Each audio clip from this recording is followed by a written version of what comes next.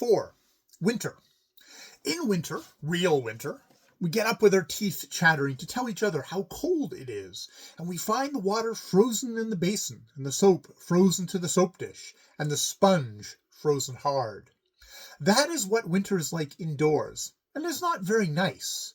But there is a nice indoor winter too, when the fire is burning in the study grate, with logs on it from old broken ships, making blue flames that lick about the chimney hole. The imp and the elf plant cushions on the floor, and I sit in a big chair and read stories to them out of a book, or tell them out of my head, making them up as I go along. That is the greatest fun, because I do not know any better than the children what is going to happen, whether the green pygmy or the blue will win the battle in the water lily, or whether the little boy with scarlet shoes will be eaten by the giant, or whether he will make friends with him and be asked to stop to tea. We can make the stories do just what we want, be happy if we are happy, or full of scrapes if we are feeling naughty. When we are in the middle of stories like this, we hear a tremendous screaming outside, and a white cloud passes the window with a great shrill shriek, and we all jump up crying, "The gulls! The gulls!" And in the meadow and in the garden, and flying in the air, screaming and laughing with their weird voices, are hundreds of seagulls, blown inland from the sea, bringing wild weather with them. You know the place where we live is only a few miles from the sea, where it runs up into the land in a broad sandy bay that ends in wide marshes. There are seagulls in the bay all the year round, and we sometimes see them in the fields in summer before the storm reaches us from the west. But in winter, when the cold and windy weather is coming, they fly in great flocks like clouds of huge snowflakes, and we watch them from the window and wonder how soon the storm will follow them. And the next day or the day after, or sometimes the very day when they come, the air is white again, and it is time with driving. This time with driving snow. It comes flying past the windows to be whirled up high by the gale and dropped again till we see the ground speckled with white, and then white everywhere except close round the big tree trunks. Even the branches of the trees are heaped with snow, so they look like white boughs with black shadows beneath them. It snows all day and all night, and when our eyes are tired of looking at the shining, dazzling white, we come away from the window and sit down by the fire and talk about it, and think of children long ago who used to tell each other, when it was snowing, that geese were being plucked in heaven. The imp and the elf put the matter another way. The imp says, It's old King Frost freezing the rain, isn't it, Ogre?" I say, "Yes." And the elf goes, "He does it because he wants to run about and play without hurting the poor little plants. He knows that he is so cold that they would die, like children in the storybook, if he danced about on top of them without covering them with a blanket. So he just freezes the rain into a big cozy white blanket for them and lays it gently down." Presently, after we've been talking and telling stories for a little, the imp cries out, "Ogre, Ogre, we've forgotten all about the coconuts." And the elf shouts, "Oh yes, the cocoa nut."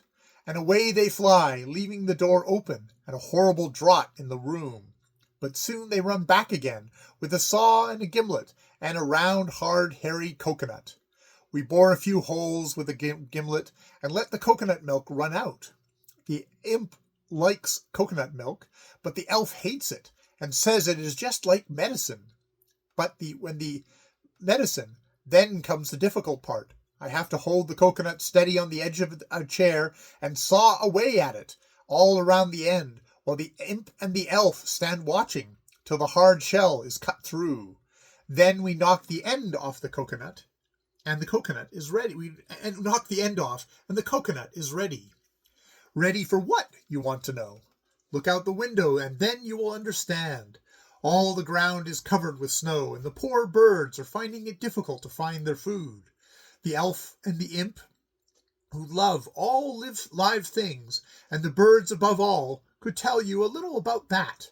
For every winter day, as soon as breakfast is over, they collect all the scraps off of everybody's plates, and the crumbs off the breadboard, and throw a great bowl of food out in the snowy lawn.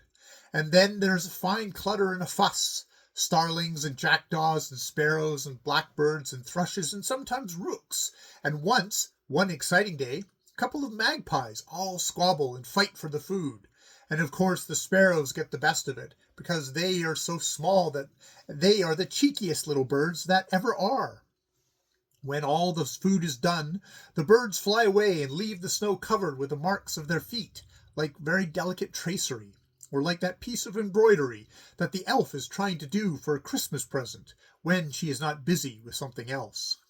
Well, well, but still you have not told us what you want to do with the coconut. Wait just a minute, while I tell you about the robin. Little Mr. Redbreast does not let us see much of himself in summer, when he is off to the hedges and the hazel woods, having as gay a time as a happy little bird knows how to enjoy. But he is a lazy small gentleman, and as soon as the cold weather comes, he flies back to the houses where he has a chance of scrapes. He even flies in at the pantry window and chirps at the cook till she gives him some food. There are some other little birds just like the robin in this, and these are the tits. In the summer we can see them in the woods if we go look for them, but they do not trouble about repaying our call. They do not come to our gardens very often. But when winter comes, things are on quite a different footing. They are very fond of suet or fat or the white inside of a coconut, and as soon as the snow comes, so do they, looking for their food. We tie the coconut up with a string and hang it outside the study window from a big nail, and before it has been there very long, there is a fluttering of wings, and a little blue-caped bird with a green coat, blue splashes on his wings, and a golden waistcoat, perches on top of it. He puts his head first on this side and then on that, and then he nimbly hops to the end of the coconut, just above the hole, bends over, and peeps in. He flutters off into the air and perches again, this time in the mouth of the hole, and then suddenly he plunges his head in and has a good peck at the juicy white stuff inside. Presently another blue tit comes flying, and then another. They perch on top of the coconut and quarrel and flap about till the first tit has finished. Then they both try to get into the hole together and find that it is not big enough. We all watch them and would like to clap our hands at the performance, but dare not for fear of frightening them.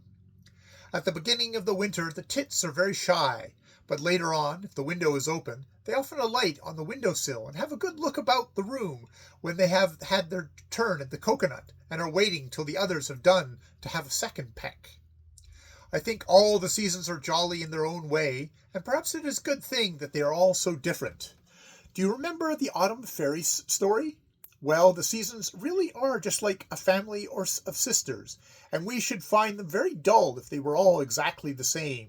After the snowstorm, when we go out together, things are quite different, and we are quite different.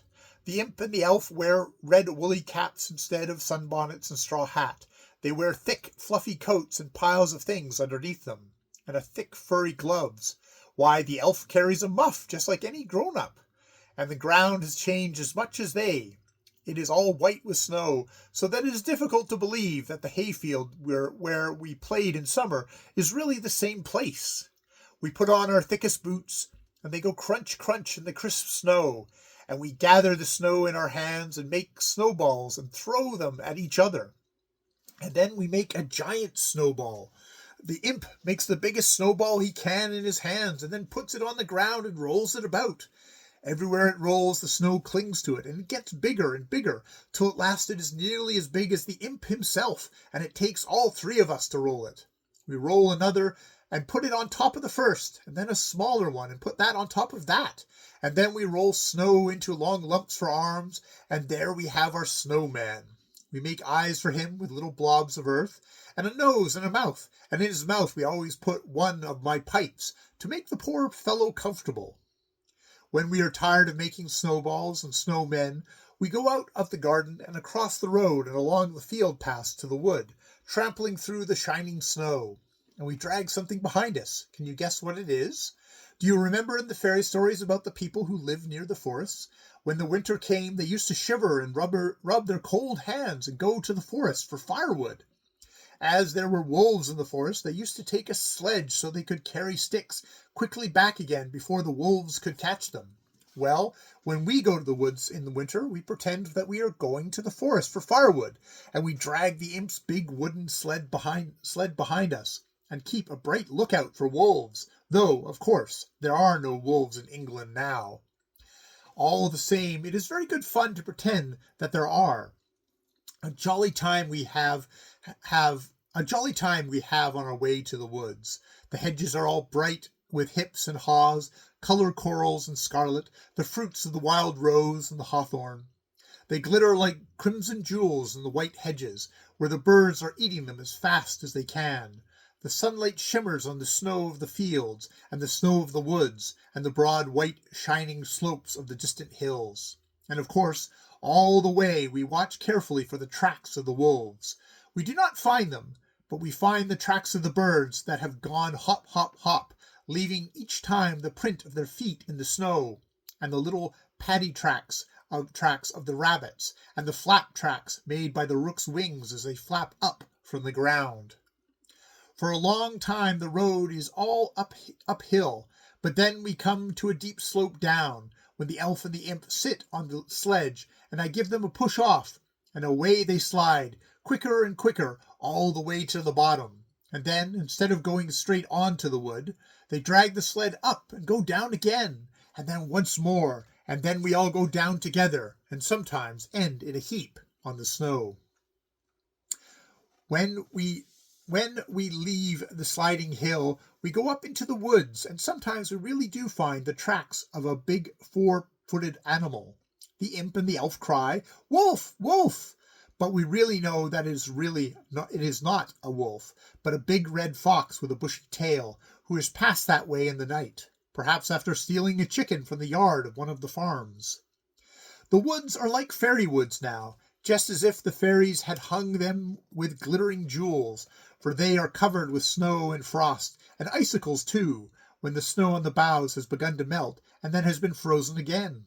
We hear crunch, crash, crash, crunch, and then the woods are very still for a moment, and then we hear a great heavy crunch, and perhaps see a mass of caked snow tumble off of a branch to the ground. If it is near Christmas time, we do not bother about looking for sticks and dead branches. We walk straight along the edge of the wood to where 3 stout holly bushes grow close together. You cannot think how pretty they look, with their dark green leaves and red berries, and the white snow resting on the leaves, and you just cannot think how prickled we get in picking the branches of holly. But we think of Christmas fun, and do not mind the prickles much, while the elf sings. Get the pale mistletoe and the red holly, hang them up, we will be jolly. Kiss under the mistletoe, laugh under the holly, hang them up, we will be jolly. The mistletoe is not so easy to find as the holly. I remember once after we had piled the sledge with holly and dragged it home, the elf pouted her lips and looked very unhappy and said, There isn't a mistletoe tree anywhere in all the world, not even in the long wood. We shan't have any mistletoe for Christmas. Things really did look rather sad, so I sent her off to ask the old gardener about it, and the imp went too. In about an hour they came running back all smiles and happiness, and with their arms as full as they could be. I shouted out to them as they went past the window, "Where did you get all that mistletoe?" And they laughed and said that it grew on the apple tree in the orchard, and that the old gardener had cut it for them, and promised to let them bob for apples in a bucket in the woodshed, if they were quick back. That is really and truly the way the mistletoe grows. It is just like a baby that will not leave its nurse. It pines away, and will do nothing by itself, so it has to be struck into another tree to grow there more happily. But you know the snow does not last all the winter. After Christmas and before, there are weeks without any snow at all, and then we find it rather sorrowful to walk over the bleak, bare fields. But the hips and haws are bright in the hedges, and wherever there is sunshine, everything is made jolly. And then, too, it is great fun to watch them ploughing the land ready for the next year's corn. Old Susan isn't pulling the hay carts now, says the elf. And we look up, and suddenly there is Susan side by side with another of the farm horses, harnessed to a plough. And a boy, and a big strong boy, holds the handles of the plough and reins at the same time, and shouts to the horses, and they cross the field slowly, tramp, tramp, tramp, and the rough earth is turned over by the steel ploughshare, all dark and earthy, ready for the seed. In the middle of one of the fields is a special friend of the imp's. He wears a battered hat and an old green coat and a red worsted scarf that flaps in the wind. He is made of 2 sticks, one stuck in the earth and one nailed across it, and he is called Sir John Scarecrow, because it is his duty to scare the birds from the field. But we have laughed many a day to see the rooks perching on his broken hat and tattered arms. When we think of sowing seeds, we think of spring, with the new corn green on the red ground. And when we think of spring, we think of summer, when it is tall and wavy in the wind. And when we think of summer, we think of autumn, when the corn is golden and cut. And then, then we come to winter again. And now the imp and the elf say that I must have told you enough about our seasons, and that I must tell them fairy stories till it is time for them to go to bed. Here is goodbye to you, and a piece of advice. If you've got any grown-ups near at hand, and it is not quite bedtime, if I were you, I would ask them to tell you stories too. And that is the end of A Child's Book of Seasons by Arthur Ransome.